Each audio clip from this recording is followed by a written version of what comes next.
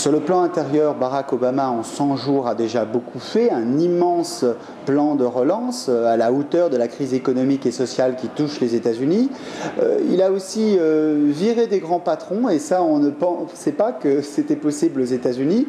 Mais là où on l'attendait finalement moins, en se disant la crise économique va concentrer Barack Obama sur les affaires intérieures, c'est sur les affaires internationales. Et là, il a énormément fait. Il a changé la politique déjà arabe des États-Unis avec son discours à la chaîne Arabia, son interview à la chaîne Arabia et son discours en Turquie, en rentrant dans un monde post-Huntingtonien. Nous ne sommes pas en guerre contre le monde arabo-musulman, a dit Barack Obama, en modifiant la politique américaine à l'égard de Cuba, et puis également le décret présidentiel de fermeture de Guantanamo. Certains disaient on attendra des mois avant de le voir. Eh bien, en quelques heures, il a déjà fait changer la position du pays sur ce point. Alors, il y a ce que le président peut faire et il y a ce que le président ne peut pas faire. Et son récent voyage en Europe montre les limites de sa présidence. David Frum, qui est l'ancien rédacteur des discours de George Bush, l'a dit.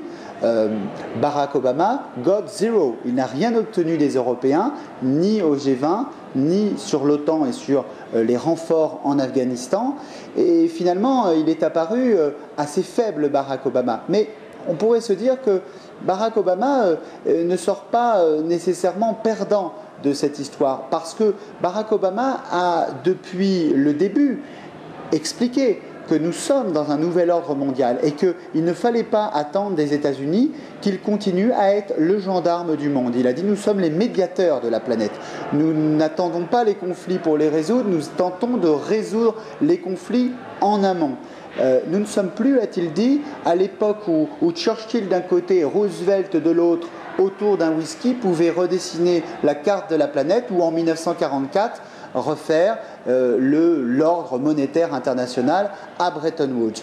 Fareed Zakaria, qui est l'auteur de Post-American World, a dit il y a quelques semaines, finalement, Barack Obama a déjà un petit peu fait ce que moi je prévoyais il y a un an, faire rentrer le monde dans ce multilatéralisme. Il y a les nouvelles nations, il y a la Chine, il y a l'Inde, il y a le Brésil, et le leadership américain ne peut plus être de même nature qu'à l'époque de George Bush. Il y a un dernier point sur lequel Barack Obama a réussi, et 61% des Américains sont d'accord avec cela, c'est l'image des États-Unis à l'étranger qui s'est considérablement améliorée.